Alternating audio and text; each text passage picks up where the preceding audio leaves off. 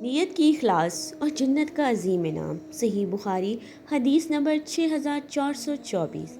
अस्सलामुअलैकुम वरहमतुल्लाहि वबरकातुहू। आज हम बहुत ही खूबसूरत और बहुत ही उम्मीद अफजा हदीस मुबारक के बारे में बात करेंगे।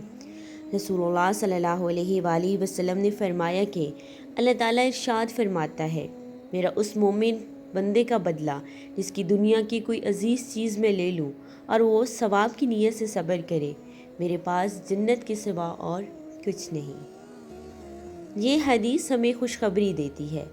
दुनिया में हर इंसान किसी न किसी आजमाइश से ज़रूर गुज़रता है। कभी किसी अजीज़ का इंतकाल हो जाता है, कभी माल दौलत का नुकसान होता है और कभी ज़िंदगी में ऐसे हालात आ जाते हैं जो दिल को गमगीन कर देते हैं।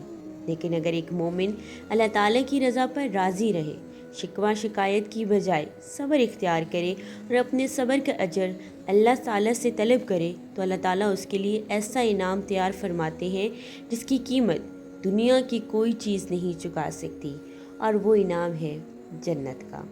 यह हदीस हमें सिखाती है कि मुसीबत के वक्त मायूस होने की बजाय अल्लाह पर भरोसा रखें, क्योंकि अल्लाह ताला अपने सब्र करने वाले बंदों को कभी ज़ाया नहीं करता। कुरान मजीद में भी अल्लाह ताला फरमाते हैं, बेशक सब्र करने वालों को उनका अजर बेहिसाब दिया जाएगा।